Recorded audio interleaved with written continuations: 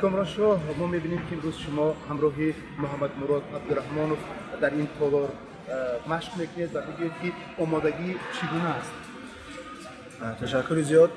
ما خیلی تاریخ خوب دیدیم. همین سال 2016 برای هر یک ورزشکار سال جدی است، چون که بازی المپی بود و امروز ما در اینجا قرار داریم در بازی المپی و هر روز برای ما علاقه مشق‌های پرقوت را مثلا در شهرستان برای سنگ برداری، برای قوه جسمانی و در شهر قیراقان برای گوشتین خیلی تمرین نگرسکای بلند با زبان روسی میگن دادیم و در اینجا فقط برای وزن کم کردن و برای خود را آماده کردن از جهت پسیکولوژی ما تیاری داشتیم و خیلی آمادگی خوب دیدیم برای این مسابقه.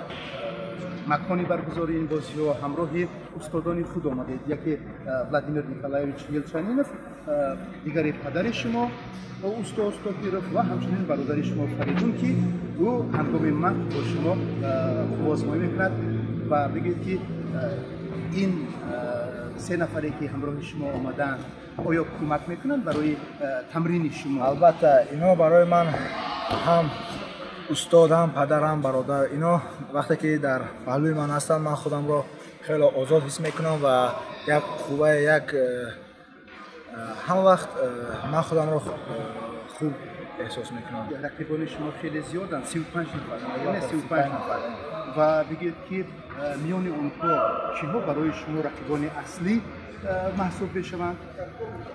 راستی بعد از المپیای لندن تا 2016 تا المپیای ریو قریب که در این 35 نفر قریب با همش من قوازمایی کردم و این زودا خیلی ورزش است که نمیدانی که غلبه یک اشتباه تو علاقه از بازی محروم شدی و من نمیگم که کدام حریف از من زور است یا که من از او کم قوتم یا که پر قوتم.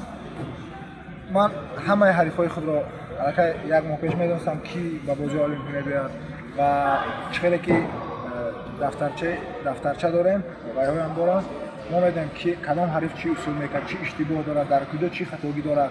من همه آنها را آموختم، البته هم مرا آموختن روزی دهم معلوم میشه.